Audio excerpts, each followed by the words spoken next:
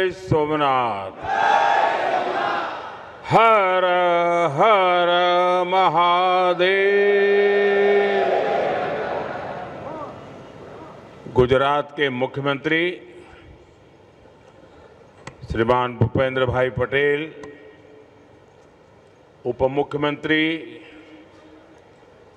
भाई हर्ष संघवी जी,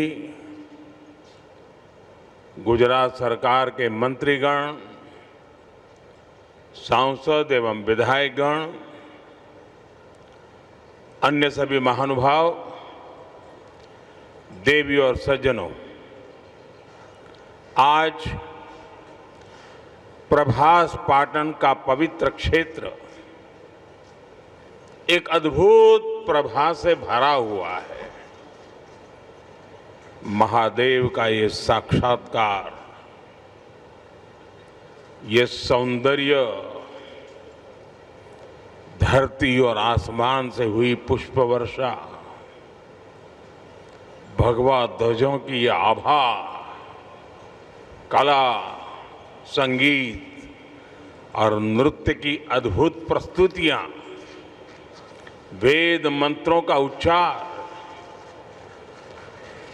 गर्भगृह में हो रहा शिव पंचाक्षरी का अखंड पाठ और इस सब के साथ साथ सागर की लहरों का जयघोष, ऐसा लग रहा है जैसे ये सृष्टि एक साथ बोल रही है, जय सोमनाथ, जय जय सोमनाथ। साथियों, समय खुद जिनकी इच्छा से प्रकट होता है, जो स्वयं कालातीत है, जो स्वयं काल स्वरूप है, आज उन देवादिदेव महादेव की विग्रह प्रतिष्ठा के हम 75 वर्ष मना रहे हैं। ये सृष्टि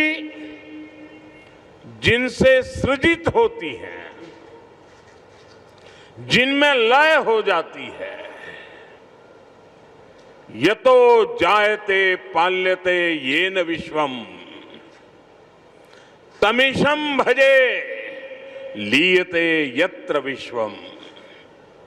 आज हम उनके धाम के पुनर्निर्माण का उत्सव मना रहे हैं, जो हलाहल को पीकर नीलकंठ हो गए। आज उन्हीं की शरण में सोमनाथ अमृत महोत्सव हो रहा है। ये सब भगवान सदाशिव की ही लीला है। साथियों, दादा सोमनाथ के अनन्य भक्त के रूप में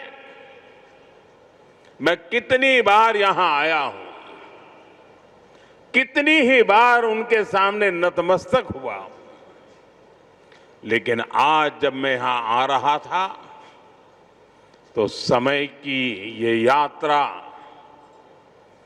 एक सुखद अनुभूति दे रही थी। अभी कुछ ही महीने पहले मैं यहां आया था, तब हम सोमनाथ स्वाभिमान पर्व मना रहे थे। प्रथम विध्वंस के 1000 वर्ष बाद भी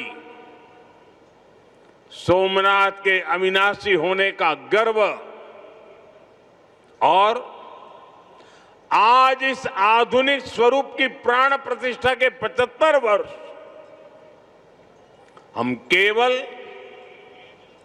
2 आयोजनों का हिस्सा भर नहीं, सिर्फ हिस्सा भर नहीं बने हैं, हमें 1000 वर्षों की अमृत यात्रा को अनुभव करने का शिवजी ने मौका दिया है। साथियों, 75 साल पहले आज के ही दिन सोमनाथ मंदिर की पुनर्स्थापना ये कोई साधारण अवसर नहीं था।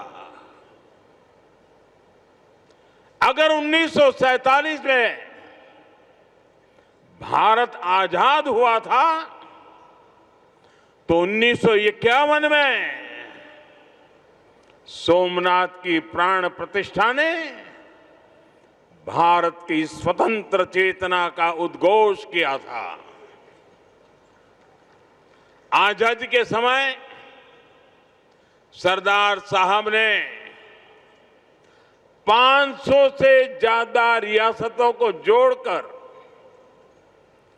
एक भारत का आधुनिक स्वरूप गढ़ा था। तो साथ ही सोमनाथ के पुनर्निर्माण से उन्होंने दुनिया को बताया था, भारत केवल आजाद नहीं हुआ है, भारत अपने प्राचीन गौरव को पुनः हासिल करने के मार्ग पर भी अब आगे बढ़ चुका है। साथियों, इसलिए आज इस अवसर पर मैं केवल 75 वर्षों की झांकी नहीं देख रहा हूं, मैं यहां देख रहा हूं विनाश में सृजन के संकल्प को, जिसे सोमनाथ ने चरितार्थ किया है। मैं यहां देख रहा हूं असत्य पर सत्य की विजय को, जिसे प्रभास पाटन ने बार बार जिया है। मैं यहां देख रहा हूं हजारों वर्षों की आध्यात्मिक चेतना को, जिसने मानव मात्र के कल्याण की सीख समूचे विश्व को दी है। मैं यहां देख रहा हूं भारत के उस अविनाशी स्वरूप को, जिसे सदियों के कुत्सित प्रयास भी न मिटा सके, न हरा सके।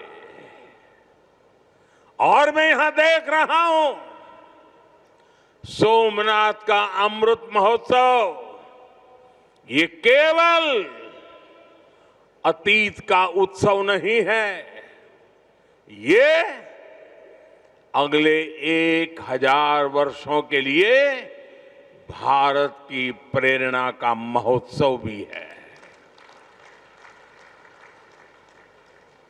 मैं सभी देशवासियों को दादा सोमनाथ के कोटि कोटि भक्तों को इस महोत्सव की बहुत बहुत बधाई देता हूं। साथियों, आज का दिन एक और वजह से भी विशेष है। 11 मई 1998 यानी आज के ही दिन देश ने पोखरण में परमाणु परीक्षण किया था।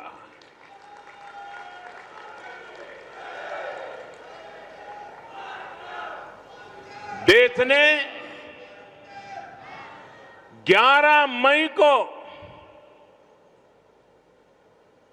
पहले 3 परमाणु परीक्षण किए। हमारे वैज्ञानिकों ने भारत के सामर्थ्य को, भारत की क्षमता को वैज्ञानिकों ने दुनिया के सामने रखा। दुनिया में तूफान आ गया। भारत, उसकी ये हैसियत, ये कौन होता है भारत जो परमाणु परीक्षण करे? और दुनिया की आंखें लाल हो गई। दुनिया भर की शक्तियां भारत को दबोचने के लिए मैदान में उतरी। अनेक प्रकार के बंधन लग गए। आर्थिक संकट की संभावनाओं के रास्ते सारे के सारे बंद कर दिए गए। कोई भी हिल जाता। जब दुनिया भर की बड़ी बड़ी शक्तियां इतना बड़ा आक्रमण कर दें तो आगे के रास्ते दिखते नहीं हैं। लेकिन हम कोई और मिट्टी के बने हुए हैं। 11 मई के बाद दुनिया हम पर टूट पड़ी थी। 11 मई को वैज्ञानिकों ने अपना काम कर लिया था, लेकिन 13 मई को फिर 2 और परमाणु परीक्षण हुए। उससे दुनिया को पता चला था कि भारत की राजनीतिक इच्छा शक्ति कितनी अटल है। उस समय पूरी दुनिया का दबाव भारत पर था, लेकिन अटल जी के नेतृत्व में बीजेपी सरकार ने दिखाया था कि हमारे लिए राष्ट्र प्रथम है। दुनिया की कोई ताकत भारत को झुका नहीं सकती, दबाव में नहीं ला सकती। साथियों, देश ने पोखरण परमाणु परीक्षण को ऑपरेशन शक्ति नाम दिया था, क्योंकि शिव के साथ शक्ति की आराधना ये हमारी परंपरा रही है। अर्धनारीश्वर शिव स्वयं भी शक्ति के साथ ही पूर्ण होते हैं। आपको याद होगा, जब देश का मिशन चंद्रयान सफल हुआ था, तब चंद्रमा पर जहां भारत का रोवर लैंड हुआ, उस जगह का नाम भी हमने शिव शक्ति पॉइंट रखा है, क्योंकि हमारी आस्था में चंद्रमा शिव से जुड़ा है और शिव शक्ति से जुड़े हैं। और ये कितना सुखद है कि चंद्रमा के नाम से ही इस ज्योतिर्लिंग को हम सोमनाथ कहते हैं। साथियों, शिव और शक्ति की हमारी आराधना का जो विचार है, वो देश की वैज्ञानिक प्रगति के लिए भी प्रेरणा बने। आज हम ये संकल्प साकार होते देख रहे हैं। मैं इस अवसर पर भगवान सोमनाथ के चरणों से सभी देशवासियों को ऑपरेशन शक्ति की वर्षगांठ की भी बधाई देता हूं। साथियों, जब मैं पिछली बार यहां आया था, तब मैंने कहा था, जिसके नाम में ही सोम अर्थात अमृत जुड़ा हो, उसे नष्ट कौन कर सकता है। इतिहास के लंबे कालखंड में इस मंदिर ने कितने ही आक्रमण झेले। महमूद गजनवी, अलाउद्दीन खिलजी जैसे अनेक आक्रांत आए। लुटेरों ने सोमनाथ मंदिर का वैभव मिटाने का प्रयास किया। वो सोमनाथ को एक भौतिक ढांचा मानकर उससे टकराते रहे। बार बार इस मंदिर को, इस ढांचे को तोड़ा गया और ये बार बार बनता रहा, हर बार उठ खड़ा होता रहा, क्योंकि तोड़ने वालों को मालूम नहीं था हमारे राष्ट्र का वैचारिक सामर्थ्य क्या है। हम भौतिक शरीर को नश्वर मानने वाले लोग हैं, लेकिन हम जानते हैं उसके भीतर बैठी आत्मा अविनाशी है। और फिर तो शिव तो सर्वात्मा है। इसलिए अलग अलग काल में अलग अलग जीवों की संकल्प शक्ति में शिव प्रकट होते रहे। राजा भोज, कभी राजा भीमदेव प्रथम, कभी राजा कुमारपाल, कभी राजा महिपाल प्रथम, तो कभी राव खंगार, ऐसे अनेक शिव भक्त समय समय पर सोमनाथ मंदिर का पुनर्निर्माण करवाते रहे।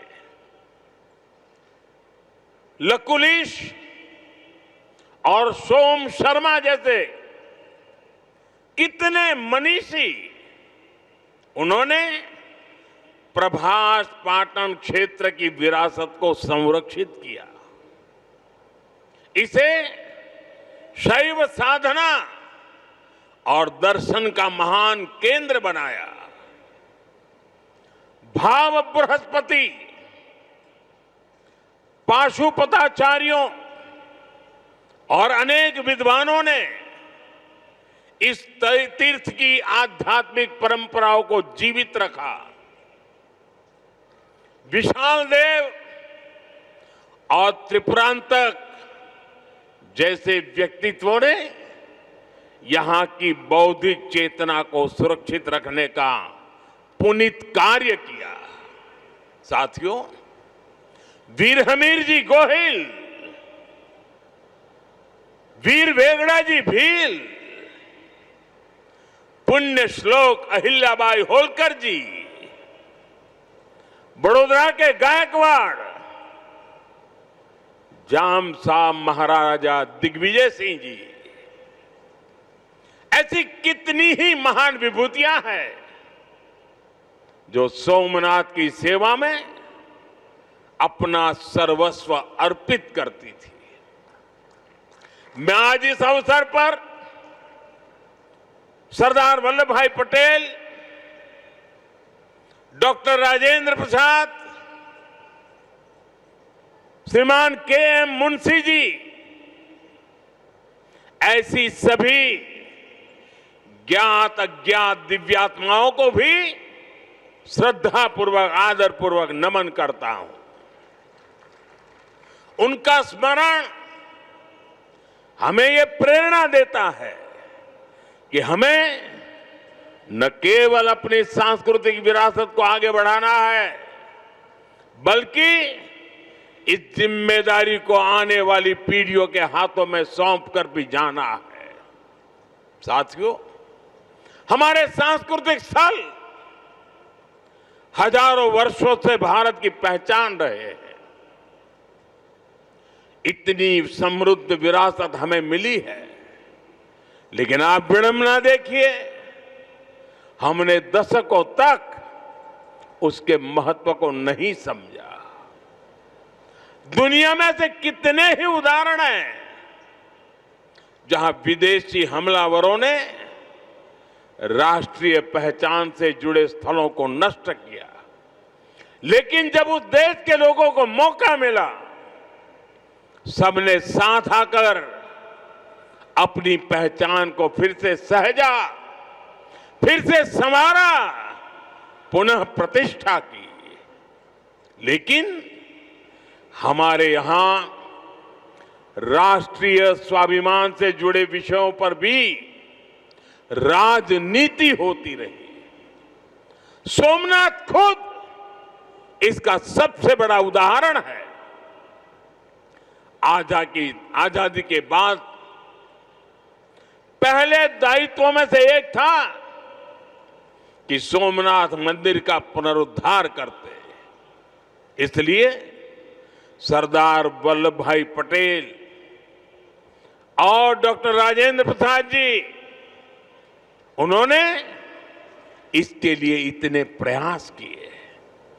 लेकिन हम सब जानते हैं उन्हें इसके लिए नेहरू जी द्वारा कितना विरोध झेलना पड़ा था। मैं आज इसके विस्तार में नहीं जाऊंगा, लेकिन ये सरदार साहब की इच्छा शक्ति थी कि इतने विरोध के बावजूद सरदार साहब डिगे नहीं। सोमनाथ मंदिर का पुनर्निर्माण भी हुआ और देश ने सदियों के कलंक को भी धो दिया। साथियों, दुर्भाग्य से देश में ऐसी शक्तियां आज भी प्रभावी हैं जिन्हें राष्ट्रीय स्वाभिमान से ज्यादा तुष्टीकरण जरूरी लगता है। राम मंदिर निर्माण जैसे अवसरों पर भी हमने देखा है किस तरह राम मंदिर निर्माण का भी विरोध किया गया। हमें ऐसी मानसिकता से सावधान रहना है। इस तरह की संकुचित राजनीति को हमें पीछे छोड़ना होगा। हमें विकास और विरासत को साथ लेकर के आगे बढ़ना होगा। साथियों, बीते वर्षों में मुझे सोमनाथ ट्रस्ट के अध्यक्ष के रूप में सोमनाथ दादा की सेवा का जो अवसर मिला, इस मंदिर और क्षेत्र के विकास के लिए जो ऐतिहासिक काम हुए, उस परिवर्तन को आज हम सब प्रत्यक्ष देख रहे हैं। लेकिन साथ ही इस सेवा का मुझे व्यक्तिगत लाभ भी हुआ है। आज मुझे देश के सभी पवित्र तीर्थों के विकास का जो मौका मिल रहा है, ये भगवान सोमनाथ का ही कृपा प्रसाद है। साथियों, आज काशी में सदियों बाद बाबा विश्वनाथ धाम का इतना भव्य विस्तार हुआ है। आज उज्जैन में महाकाल महालोक के विशाल दर्शन भी हो रहे हैं। केदारनाथ धाम का पुनर्निर्माण भी हुआ है। जैसा मैंने पहले कहा, अयोध्या में 500 साल की प्रतीक्षा भी पूरी हुई है। आज वहां भव्य मंदिर में रामलला विराजमान है। साथियों, ऐसे कितने ही पवित्र तीर्थ, पवित्र मठ, मंदिर और क्षेत्र, उनकी जो महिमा हमने पुराणों में सुनी है, आज वहां हमें उस समृद्ध परंपरा के दर्शन होने लगे हैं। और ये इतना कुछ 10-12 साल के भीतर भीतर हुआ है। साथियों, हमारे सांस्कृतिक केंद्रों की उपेक्षा देश के विकास में बड़ी बाधा रही है, क्योंकि हमारे तीर्थ भारत की आध्यात्मिक सामाजिक व्यवस्था के केंद्र तो है ही, वो देश की आर्थिक प्रगति के भी स्रोत रहे हैं। आज आप देखिए, 4 धाम महामार्ग परियोजना, गोविंद घाट से हेमकुंड साहिब तक रोपवे परियोजना, करतारपुर कॉरिडोर, बौद्ध सर्किट का विकास, इनके जरिए देश में तीर्थ क्षेत्रों में आर्थिक गतिविधियां बढ़ी हैं। सोमनाथ परिसर भी इसका एक सशक्त उदाहरण है। आज सोमनाथ मंदिर ट्रस्ट से सैकड़ों परिवार जुड़े हैं। हजारों लोगों का जीवन इस क्षेत्र से जुड़ा हुआ है। देश दुनिया के कोने कोने से जो लोग यहां आते हैं वो गुजरात के बाकी हिस्सों में भी जाते हैं। इससे प्रदेश और देश में प्रगति के नए द्वार खुलते हैं।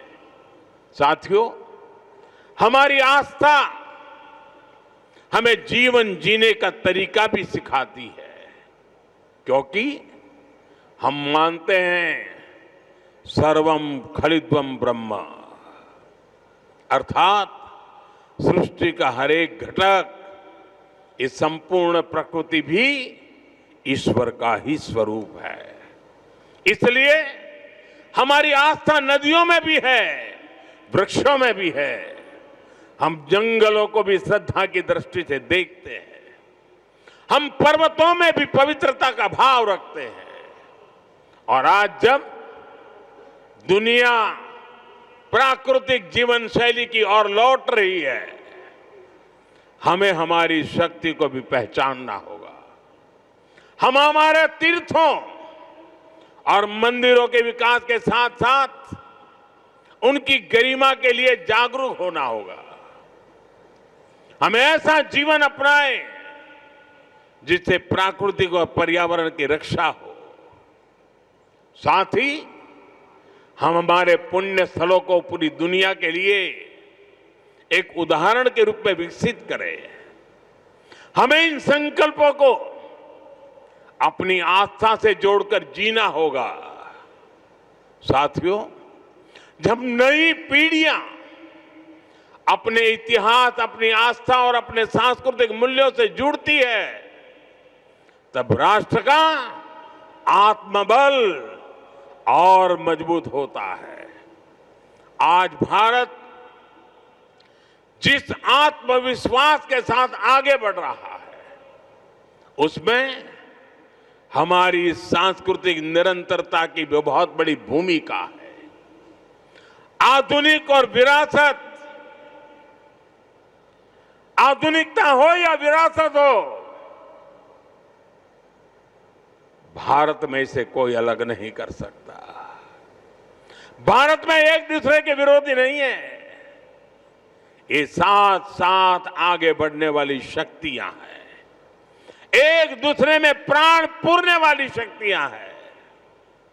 सोमनाथ हमें याद दिलाता है कि कोई भी राष्ट्र तभी लंबे समय तक मजबूत रह सकता है जब वो अपनी जड़ों से जुड़ा रहे, जब वो अपनी विरासत को आने वाली पीढ़ियों तक उसी श्रद्धा और विश्वास के साथ उनके हाथों में सुपुर्द करे।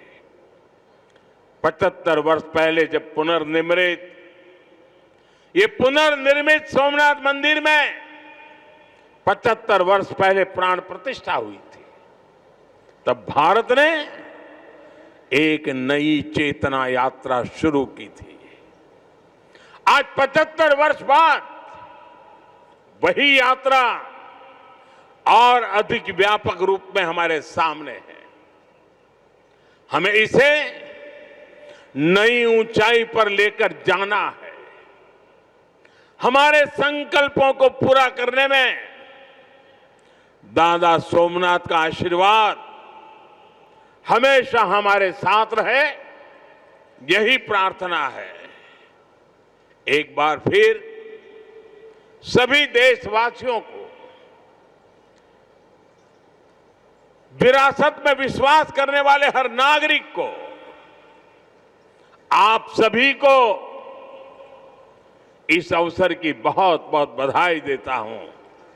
मेरे साथ बोलिए, जय सोमनाथ, जय सोमनाथ, हर हर महादेव।